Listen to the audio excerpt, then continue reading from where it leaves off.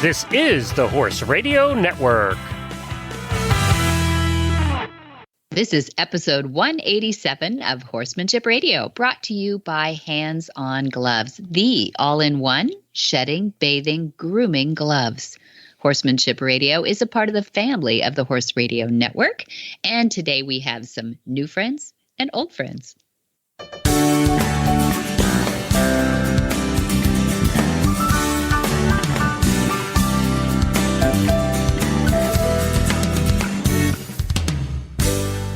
This is Debbie Laux, and you're listening to the Horsemanship Radio. Thanks for joining us. Horsemanship Radio airs on the 1st and the 15th of the month, and I have my producer, Jen, with me today. Hi, Jen. Hello, Debbie. How was June? June, I was busier than a bride in June. It was crazy. So if you're listening to this podcast in 2025, just go to your Google and look up COVID-19 and you'll understand where we're coming from here. But everybody was in breakout. Everybody was in breakout. Monty is stateside, and this is the first time he's been stateside for any extended period of time for years. So he's been going nonstop to different things. Plus he's doing all of the training and demos at the farm, plus all the other stuff. And you're kind of in charge of wrangling all of this. Maybe that's a way to say it. Yeah, exactly. But it was so much fun. I mean, it was such pent up energy. Who can complain? It's like our batteries were overcharged, right? We need to expend some of that energy, but we probably shouldn't have put it all in 1 month. Wow, that was crazy. It was a little crazy. And to top it off with the movement on the tail end of it. Well, actually, kind of true, kind of not true. It was 2/3 of the way through, and we're topping it off as we speak. Tomorrow, I go into the Horse and Healing Clinic for it's July 2, 3, and 4, which everybody knows what the 4th of July is. Really fun. It's a great way to do our veterans on the 4th of July. But by the time you hear this, I will be sleeping. I will be much deserved rest. Yes. Yeah, exactly. But I'm really excited that we have back on Katie Whipple. That's a quick whip around, Whipple, because we had her on to talk about the interning that she did here for the transition horse program, our Monty Roberts Mustang and transition horse program. She is an amazing horsewoman, but she also wanted to come back. I begged her to come back to talk about the qualities of horses that got her through a postpartum episode. And it's amazing. It's an amazing story. So stay tuned for that. And then we had to have Jennings on to talk about all that she's been doing with transition horses too. It's our theme, I think, in this episode. But her work in transition horses has not only led her to be a trainer of the year for the ASPCA's Right Horse Initiative training program, the adoption program, but also it led her to her first big time clinic up in North Dakota. And guess where we all met up in June? We met up in Minot. Why not? In North Dakota. If you're going to go to North Dakota, maybe June's the safest month. I think so. We threaded a needle there. But doesn't it make, North Dakota, it's not South Dakota, it's North Dakota. That's pretty darn close to Canada. So what do you think I'm going to put in my suitcase? I think I'm putting in a few layers, It might be kind of chilly for me. I'm pretty sweater, thin blood. Please. Yeah. Mm-hmm. 107 on the first evening I arrived. That's crazy. Oh crazy. Yeah. But all I had to do was, wave my brochure back and forth and stay cool. Jamie was out working it with thoroughbreds she'd never met before. You got to hear this. It's an incredible story. It's going to be great stories. And we are going to get to those stories right after we hear from our title sponsor, Hands On Gloves. Well, I'm sitting here today with Jay Michelson of Hands On Gloves. And we were talking today about the horse that has sensitive skin, or the animal that has sensitive skin, Jay. And I wanted you to help me address that a little bit. I know you've got some features to your products, but I know you know more about it than I do. So what do you do? What do you say to the owner that has somebody with sensitive skin? Our gloves are made from surgical grade nitrile. So that makes them chemical resistant, mildew resistant, because you can bathe with them too. They're made to get wet. But across the board, there's no latex in them. So it's great for any animal, any people that have latex issues, there's no latex in it. They're just your hands. And if you have a thin-skinned horse or dog, they're cats, other animals, there are many animals that don't like to be touched in certain areas. But having the gloves on, it's just your hands. You get immediate feedback if you get to an area of that animal that is sensitive. And you can apply less pressure in those areas, and you can apply more pressure in the other areas. We have professional grooms that work from us. They groom for Olympians across the board, and these guys are phenomenal. And they did a study on mainly thoroughbreds, thin-skinned thoroughbreds, and they found out that most people are grooming too light. Oh, interesting. They're tickling the horses, and went in and applied just a little more pressure, and the horses loved it. And so that's kind of some of our experience with it. We have all kinds of animals and experience with that. I think you can throw these in the wash machine. Am I right? You can. Next time you bathe your animals with them, use the gloves. A little bit of soap suds up all the way. And what we do after we bathe our animals with them, we rinse them off, hang them out to dry, and they go back to new. You can throw them in the washing machine. Just don't put them in the dryer. And just throw them in the washing machine, hang them out to dry, and they go back to new. Well, Jay, how do people find out about you? handsongloves.com.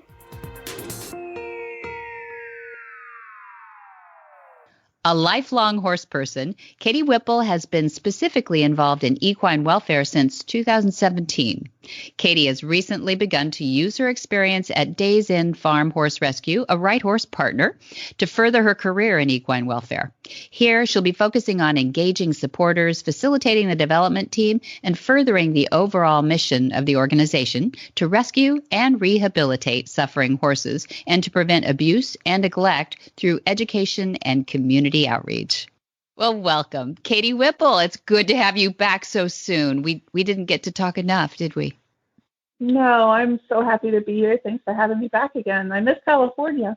I bet you do. I know that you had so much fun here, and it's kind of like a kid in a candy store when moms get out of the house and get to go play with horses. So we won't make people too jealous, but we'll have to talk a little bit about that internship program. But I wanted to have you back because you are you're very vulnerable and honest and transparent, as most horse girls that are really good with their horses are. And I appreciate some of the stories that you shared with us. Training here as an intern, you began working with people who are coming here to work with horses. And so that makes you vulnerable right there, I think, don't you? Mm-hmm. Absolutely. Absolutely. Yeah, I was lucky enough to be part of Your Horse Sense and Healing my last weekend there. And the vulnerability that those brave people showed was really touching. And the transformations just within the 2.5 days that they were with us, it was just incredible. What an honor to be part of that. Thank you. Yeah, we feel honored every time we have one of those, about 6 times a year. I hope we can even expand that. COVID has kind of kept us a little retracted, but not our goals anyway.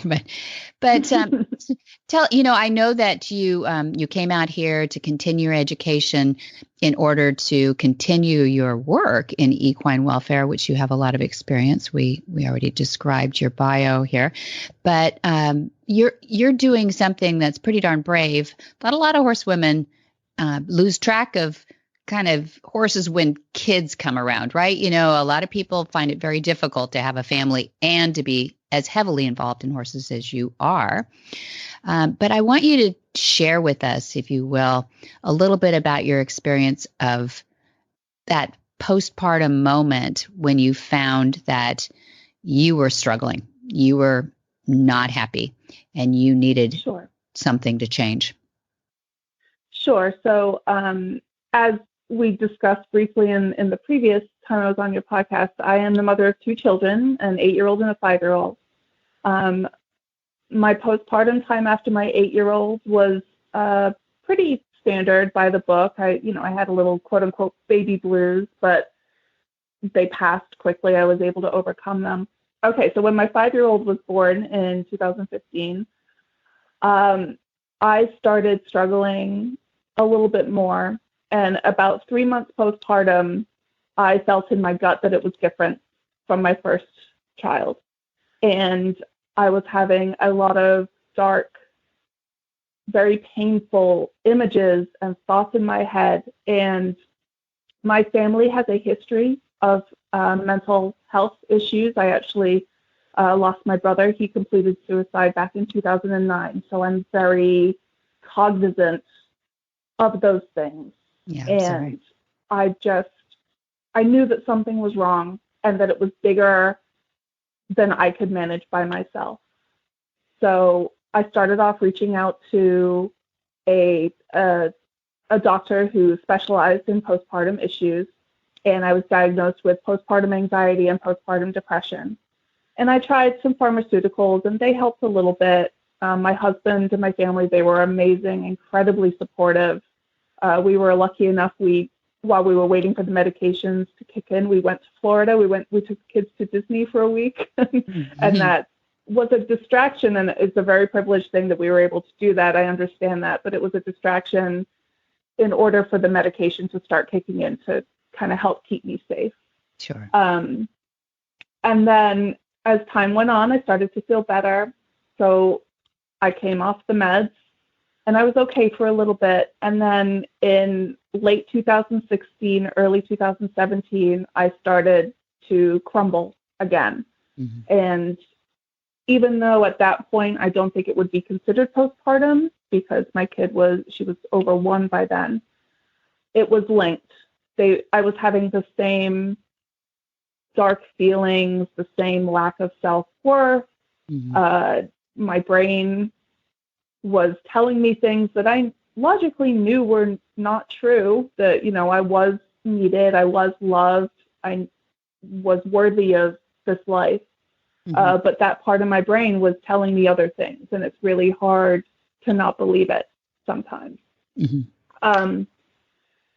So I went back and found a therapist, and she helped me realize that I needed to make some kind of change. Okay. And she said, well, in the time before kids, what made you happy? And I said, well, in the time before kids, I was involved with horses and I was involved in animal rescue. And she said, well, let's try to marry those two things. Could you find a couple hours a month to go and volunteer at a horse rescue? And at that time, my kids were 4 and 1 at that time. And the idea of having a couple hours to not be a parent was kind of foreign to me. It seems stereotypical, but I lost myself in the parenting. Sure. And, and that's not a bad thing. And I think it happens to a lot of people, but for me individually, it went to the other side of the extreme, and I wasn't in a healthy place. So I found a local horse rescue, and I went and met the director, and I said, okay, I'll come by for a couple hours once a month. Well, Debbie, I went there once, and then I was there every week after that for the next few months. And then I got more and more involved. I got involved with their social media. I was invited to their board of directors, and it just kind of snowballed. And while I was there, I was able to connect with one particular horse, and I really credit him with saving my life, or turning my life around, because I was in a really bad way one day, and I was having some really awful thoughts, and I was driving past the barn doing some errand, and I was like, you know what, I'm going to stop it, and I'm just going to give him a carrot. And I did, and I woke up the next morning, and I did it all again, and just the experience of just sitting there with him and giving him a carrot, giving him a pat on the head, and just being there with him in that vulnerable state. The horses, they see that state, they understand it, and they reciprocate warmth and understanding and value. You're part of their herd. You have value. What's his name? What was this particular horse's name? his name was Ukiah. Is Ukiah? He's Ukiah. still around. Yeah. He's still there. So you're saying it was more about the horse, but it sounded like community also flipped a switch for you too. Absolutely. So tell me a little bit about maybe this environment of having horses in an environment is also helpful to people. Yeah, for sure. So I think it's the herd mentality, and horse people, I think, who are of a similar mindset in terms of training or discipline or how they view the horse's role in our lives. We create our own little herds, whether that's in a rescue or in a volunteer group or on a show team. We're all our little herds, and the horses are part of that. And I think that having that outlet, that did more for me than any of the pharmaceuticals. And that's not to put down pharmaceuticals. Sure. Pharmaceuticals are still helping me. I am on the pharmaceutical to help with this.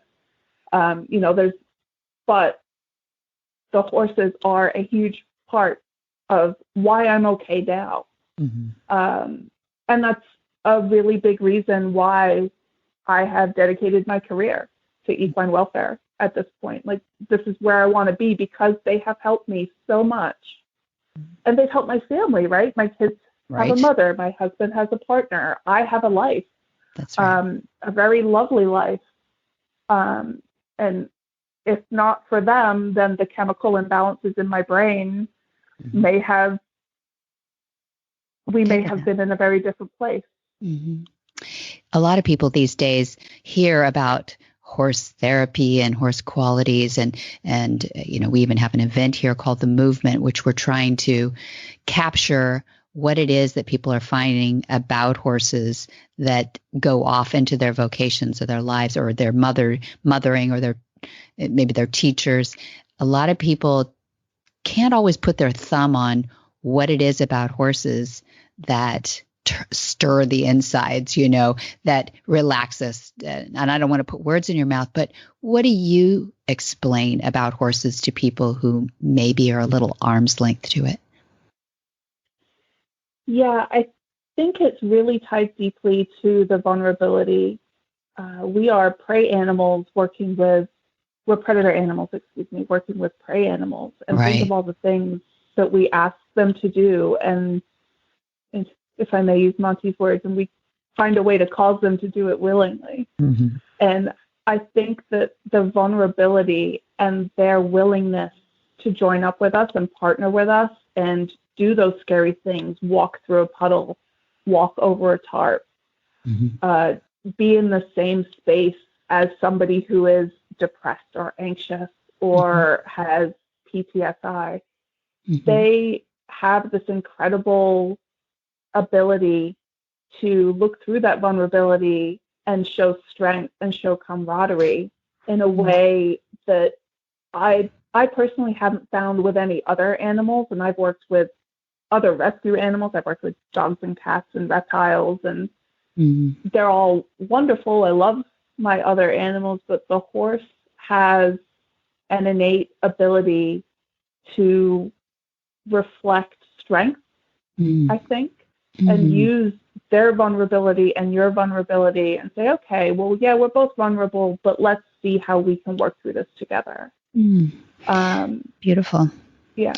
And it seems like the welfare of them, the fact that you're actually reaching those that are the most vulnerable. This isn't the bubble-wrapped dressage high-end performance horse.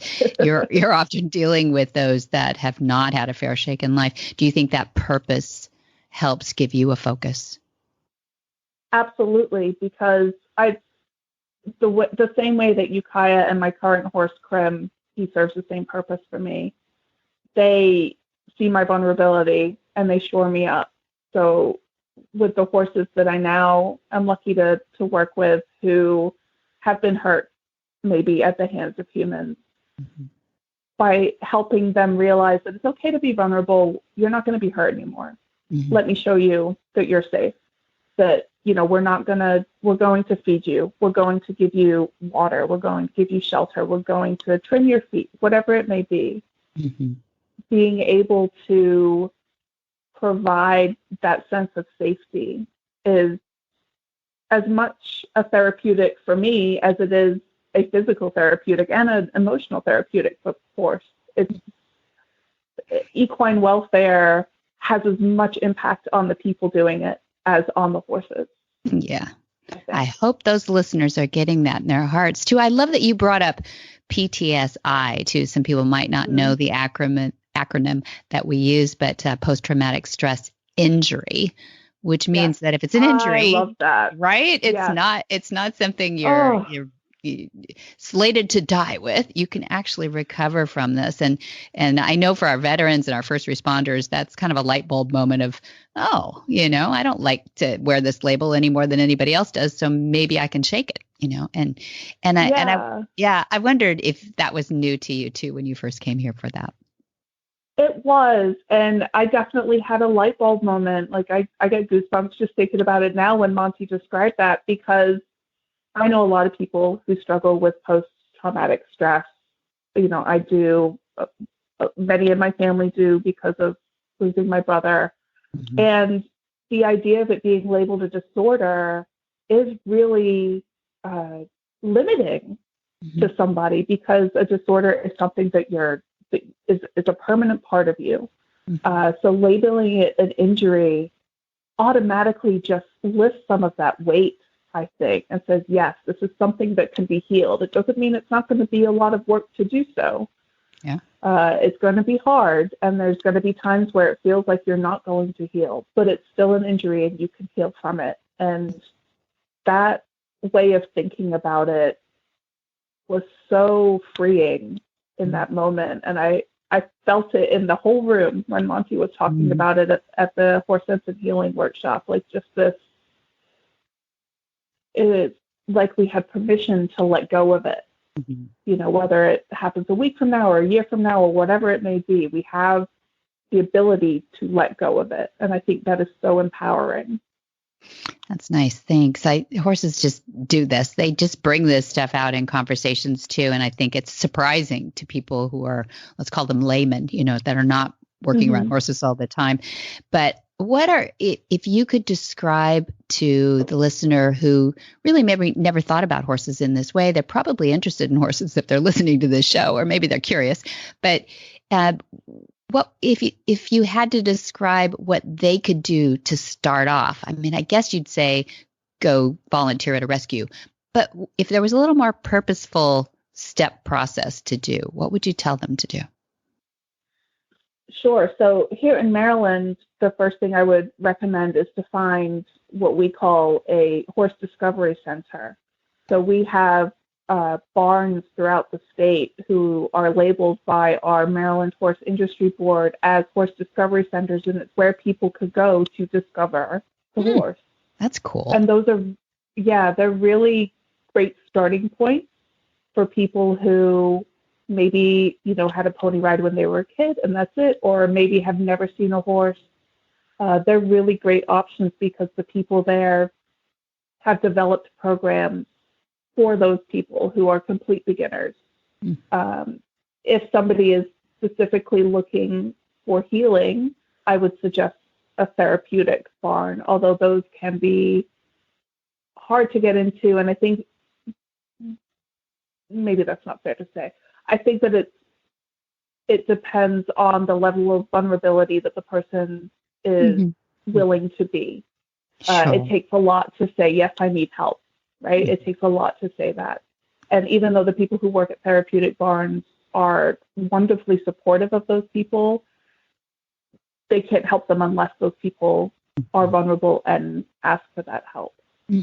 So something like a horse discovery center or a rescue that's looking for volunteers, those would be my first forays. And, you could also go on like Facebook events and find a horse show and just go and watch and, maybe talk to a couple of people. There's horse people love to talk about their horses. So if you just want to go and start a conversation, then you'll be there for an hour. Yeah. No opinions here. Yeah, no, that's true.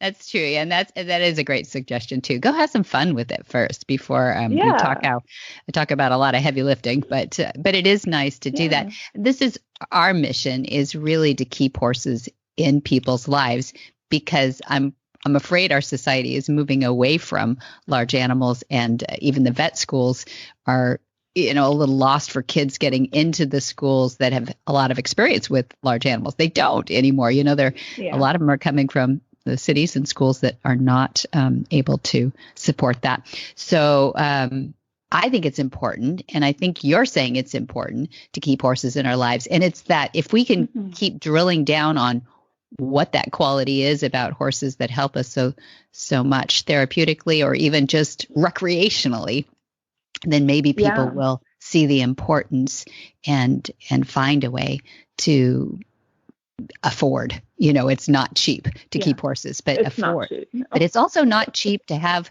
a bunch of therapists. So there you go. Well, that's what I told my husband. I was like, we can either have a horse or I can spend thousands of dollars a month on therapy. Which one do you want? That's a great question. I like that. What's he going to say? He chose the horse. He chose wisely, Katie Whipple. Yeah, and I agree. I'm so glad that you shared this with it. I'm sure it'll touch lives, and it'll continue, because it's a podcast. It'll continue to touch lives. But I would love to have you back as we learn more about your new foray into this new at Days End Farm Horse Rescue, and more about the Right Horse Partners and the mission statement that you're doing. And boy, I could see you becoming a certified instructor. I hope you will pursue it. Oh, I've got plans, Debbie. I'm hoping. Good girl.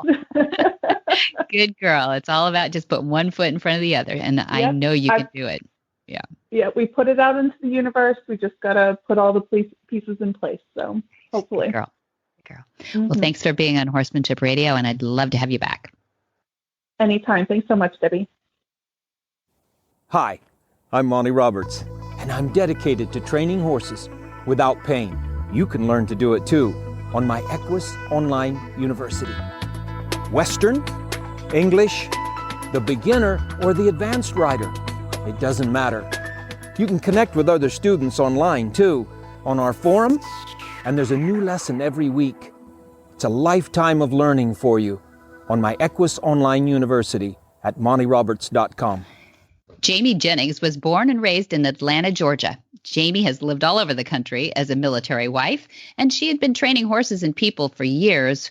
When the summer of 2018, she studied with Monty Roberts and received her certification to become his instructor. Jamie and her husband, Chad, own Flyover Farm in Norman, Oklahoma since 2018, and she has one son, Lucas. Jamie competes in the sport of 3-day eventing and has competed all over the country. Her favorite thing is transitioning horses off the racetrack to their second careers. And she also has a deep love for gentling Mustangs. Jamie is a host of Retired Racehorse Radio, and Retired Racehorse Radio is your guide to the adoption, care, and training of the retired racehorse.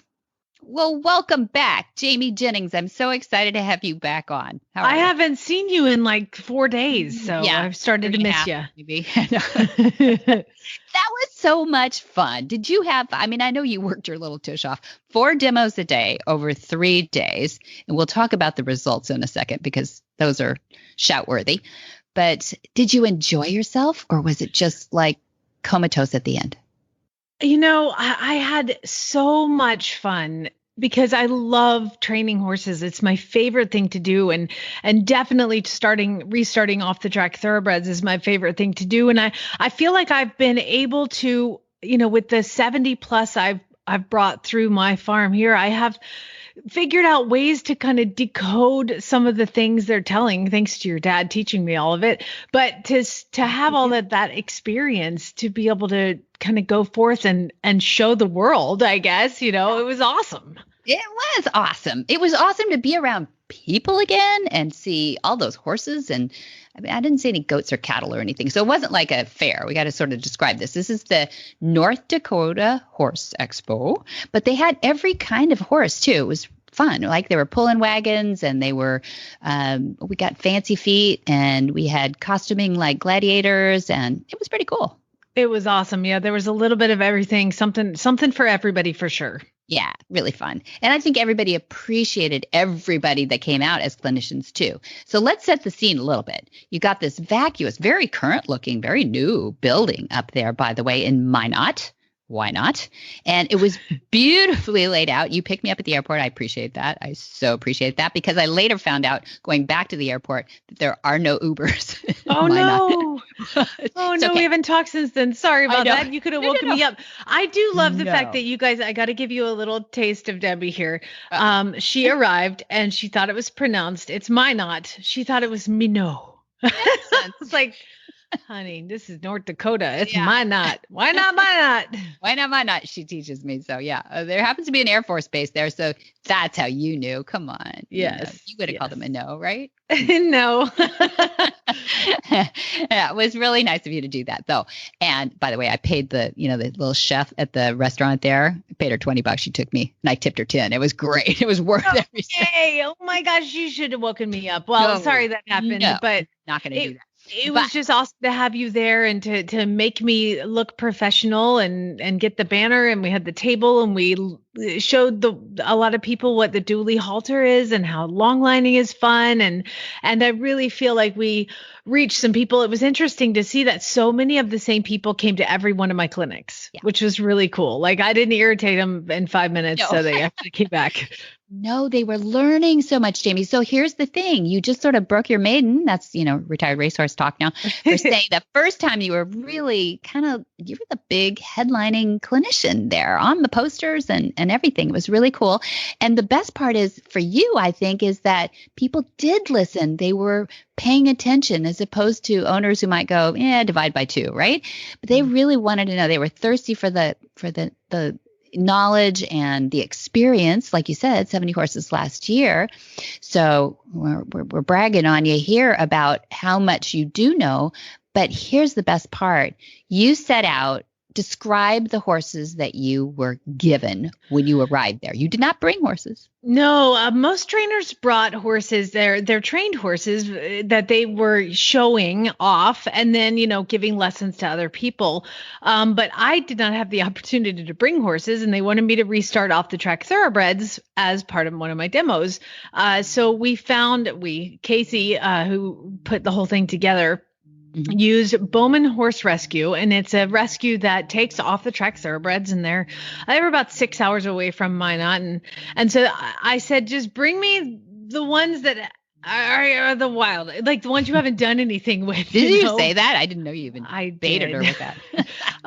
She said, well, I've got some ones that we've been riding under saddle, and I was like, no, I don't want those. I want the ones so I can show genuine ways to restart an off the track thoroughbred using join up and using the tacking procedure and long lining and those kinds of things. So I was fortunate enough to have this organization bring in 6 horses. Now they were supposed to get there Thursday morning so I could take some time and assess them. They didn't get there till Thursday night. So we're just off and running Friday morning. And some of the demos went really well, and it turns out horses are horses, and some of them didn't go so well, because what I was trying to explain to people is that these horses, the last time they were somewhere, they went from the racetrack with all of that environment and amped up and excited and, all of what that comes along with that, to a field at a rescue. And then to this expo where, like right outside the round pen, there's a farrier doing a demo, and there's another clinician right outside the round pen doing all their things. So it was a big challenge that I ask of these horses to come and perform, basically is try to get them to speak to me in their language and show people what you have and what you can do and what certain things mean, Yes, exactly. And you're probably explaining this to an audience that it's pretty far reaching up there in North Dakota that might not have ever heard of Join Up.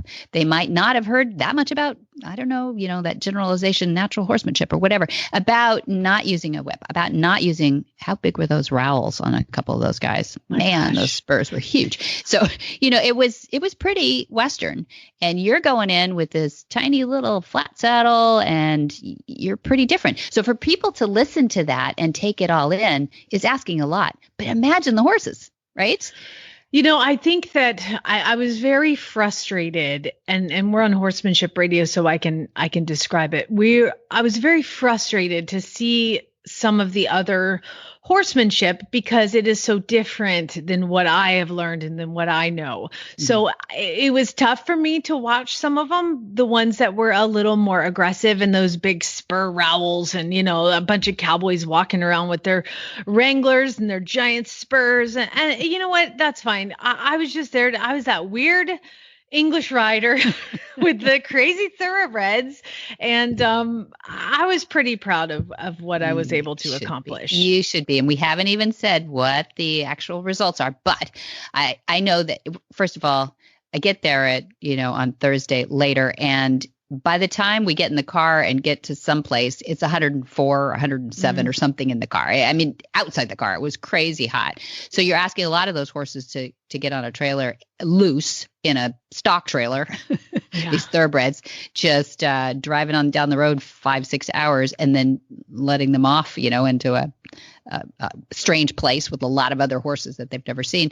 It's a lot to ask. But it is also a lot to ask of you. 4 demos a day. I don't even know how you kept up your stamina. And I was watching. There was no possible way you kept. Was it that you were inspired by all of this, or were you just running on adrenaline? Aside from the gallon jugs of unsweet iced tea that I drank through the entire thing, I think what inspired me and kept me going was the fact that, I have a new audience every time. And a new horse. And I want to help that horse and help that audience member the best that I can.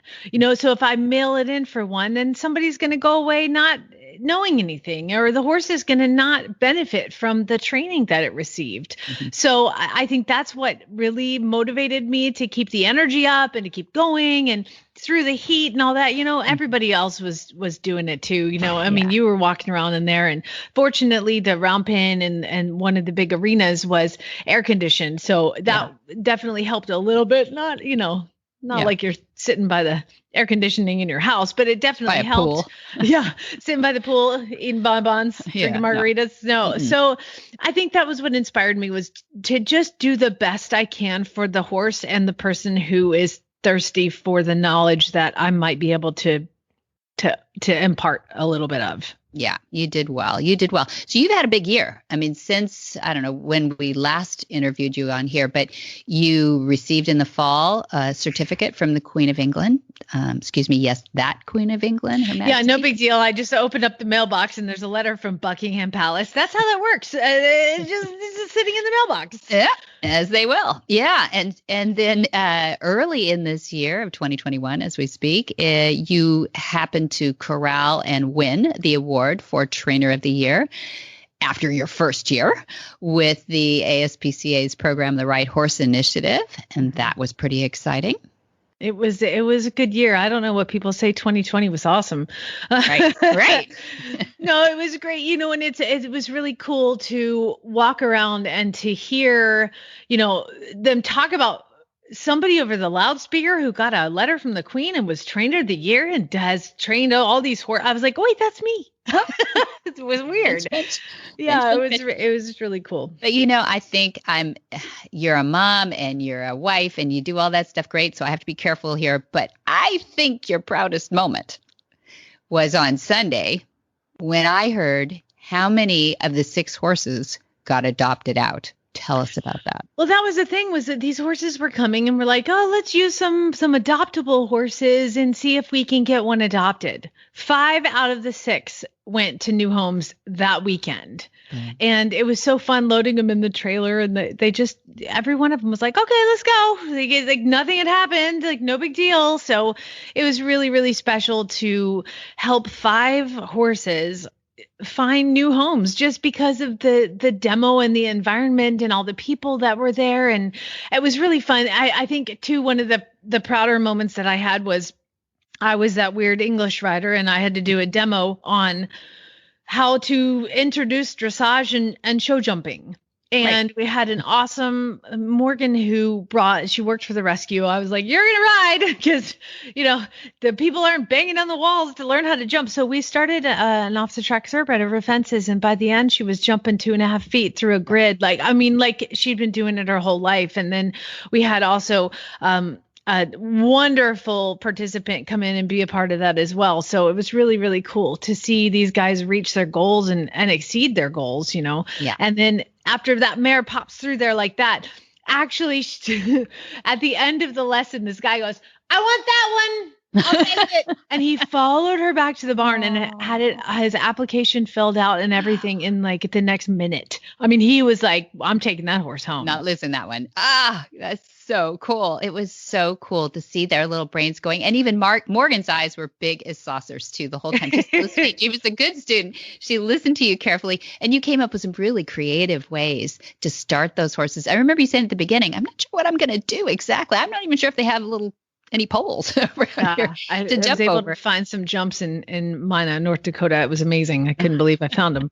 You did a great. I mean, I'm going to give a little, a secret shout out here for a uni lesson coming up because we've got to do that with you teaching. Well, whether it's an off the track thoroughbred or any brand new horse that some little 12-year-old has wanted to start over jumps, and how you did that in so much kindness and fairness to the horse and just repetitive but stimulating and then reward, all the letting off the pressure too after they did just the tiniest little thing. It was really good, Jamie. Thank you. I know you hadn't seen that type of thing because we don't do that at Flag Is Up, but that's how I restart or start all of my horses, my 2 Mustangs, you teach them to want to do it. If you can teach your horse to want to do something, you're going to have much better results than if you force them to do something. And so by doing this way, you just start with 1 pole and then 2 poles and walking over it and relaxing, and everything has to stay really relaxed. And then you've got a horse who, amazingly enough, enjoys jumping and wants to do it, as opposed to, you know what, he stopped, hit him. Like I've had trainers do that with me before in lessons when I was younger and I didn't know any better. And so to encourage, the whole secret is just encouraging the horse to want to do whatever it is you're asking in any situation. Mm-hmm. Same for people, I think too. It's not that big of a stretch if people would actually think about it, to be fair to the horse and encouraging too. But I think you do a really good job with your timing, and that does that is 70 plus horses in 2020 that just how much you can ask and when to say thank you. So I love that about you too. So it's fun. You did your expo. Now, guess what? Time to turn around and come back out here for the movement. Getting back on a plane, baby. So my flight home was canceled the night before. Yeah. So I didn't actually get home till the next day, Debbie. So you had your issues. Yeah. I got home at 3 o'clock, 4 o'clock in the morning the next morning. No. Yeah, so it was crazy. It was, stressful. And I'm like, hey, let's get on another plane and go across but I'm going to fly American Airlines this time. Have me a little better off. Thank you, Chad. That's great. Her husband flies for American, so that's a good idea. I'm going home again. It turns out American doesn't fly into Minot, North Dakota, but whatever. So I'm back to American and gonna get there, and exactly. So that's my plan, and I think it's gonna be awesome to get out there and hang out with your dad again, and these people that have this, the people that are coming to the movement, I'm assuming, have a thirst. That kind of thirst you want, that you will impart something on them and they're going to soak it in like a sponge. And, every time I've been to the movement, it's been just an amazing experience. And the transformations of just the spectators and then the horses and then me, to exercise that muscle of mine that likes to teach and talk. And I'm super excited. Oh, it was so good. Do you remember last year when we did the movement live streaming? Mm-hmm. And you did that beautiful Cremello stallion, and Dad was coaching you through the coming and the mounting block, which you can do in your sleep, I know. But to find out later that the Queen was watching. Was Yeah, cool, right? That was really, this is before the letter and the letter from Her Majesty. And so, afterwards, I think you called me and you said, by the way, the Queen would like all of her horses taught to come to the mounting block. And I was like, wait a second, how does she know about that? Oh, she was watching the movement online. I'm like, what? Like, that's insane. I know. And your backside too. That was the worst part, probably, right? Yeah, exactly. Good video of Monty, my rear end, but that's fine. No, it was really, really fun. And this year we've got some horses for you. We've got big Ralphs, the ones that grow up on the mountains over here in San Ynez. They grow them big. They've got they've got some, I think I have some Clyde in a couple of them there. Oh, yeah, they're big boys and girls. Mm-hmm. And then we've got some mine horses coming from New Mexico. The right horses sent out to us, 3 of them. They landed here about 36 hours ago. So they're just getting their sea legs. And we're going to have the transition horses, of course, the ones that are coming from the right horse adoption partners that are mostly OTTBs too. So it'll be fun. We got a 3-ring circus plan for you. Yeah, there's going to be horse training in every corner of the entire farm. So if you guys like horses and you like horse training and you want to see the nonviolent ways that we do things, then come to the movement. What are you doing? I mean, let's do it. It's just going to be like constant horses to watch being gentled and being restarted and being put over fences. And it's going to be awesome. Yeah, thanks. I appreciate it. And see you soon. Whisper the language of the herd. Listen, you don't have to say a word. It's time for Jamie Jennings to fetch an email from Monty Roberts' inbox and share a morsel of Monty's wisdom in a little segment we like to call Ask Monty. Leave this world a better place than mine. The magic in the language of the herd. And this week we have Ada Gates back for a training tip. Welcome back, Ada. We're so lucky to have you here for our tips on Horsemanship Radio. We'd love to hear more about some of the experience that you've had with the measuring of the hoof and some of the ways that you do that. Well, thank you, Debbie. I'm thrilled to be back. And as I mentioned earlier, but I can repeat it again, my goal, and I think the goal for any farrier, is that the hoof is trimmed so that 50% of the foot is in front of the center and 50% is behind. So it's a perfect seesaw, a perfect fulcrum, a perfect balanced point of articulation. And we have the patent hoof ruler, which is on Monty's website, and that has all the instructions and reasons for doing this. But the one thing that sort of confirms that 50-50 is perfect is because the golden mean, or pi, perfectly applies to this balanced foot. And what I mean to say by that is, if you apply the golden mean, which is 5,000 years of thought about perfect balance, you'll see it in paintings.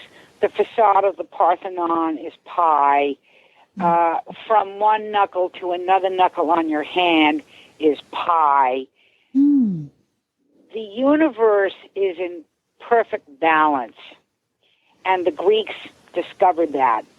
And the foot is in perfect balance. So when you have 50-50 front and back, you have pi, and you can measure that, the tip of the frog to the front of the toe, and from the coronet down to the front of the toe is pi.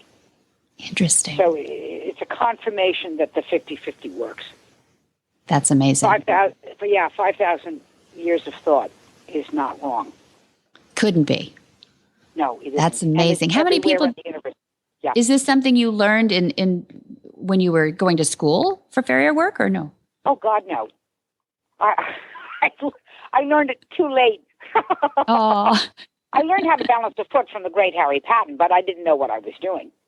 I just learned it because he trained me. But when I started measuring feet and I applied pi to it, it confirmed everything in my 35 years of experience. Yeah, that's amazing. That's amazing. Well, if people go on your website, harrypatton.com, can they learn a little bit more? Do you recommend farriers? What do they find there? Well, they'll whether they go to your website or my website, they will find the ruler. I don't have too much information other than that what it does. Mm-hmm. Maybe I should add that to the website, but basically it's all in the kit. The kit's $35. I mean, I'm not here to sell anything, but the kit really sort of tells you everything. I see. So people who find harrypatton.com, I know you sell farrier tools and equipment to the thoroughbred trainers, and you're near the racetrack there too. No, I sell to all horseshoers. All horseshoers. I have more horseshoers that shoe regular horses on the outside than I do. I cover all farriers. We sell to all farriers who do all disciplines. That's great. So do you mentor any kids coming up now, Ada? Well, I do go out and tell the boys what to do. Oh, good. Good for you. And oddly enough, they listen. So, yeah, yes, well, they couldn't resist you. Available. I'm always available to help anybody. Good. That's wonderful. You're a great horseman, you're a great farrier, and I appreciate you so much. Thank you, Debbie. God bless. Thank I you. appreciate you all too. Thank you. Thank you, Ada Gates. For more of these insights into good horsemanship, go to montyroberts.com and click on the words Ask Monty at the bottom of the page. The Plaidcast is North America's most listened to horse show inspired podcast with over 200 episodes. Hosted by me, Piper Clem, publisher of the Plaid Horse magazine. Listen in to hear guests which include Olympic equestrians, top hunter jumper and equitation riders, trainers, vets, farriers, horse show managers, and industry insiders discussing topics that matter: horsemanship, collegiate riding, the state of our sport, and horse show how-tos for riders at every level. One episode each month is devoted to the mental side of your ride with nationally recognized mental skills coach and author Tanya Johnston. You will also hear insider stories about how the Plaid Horse magazine comes together every month.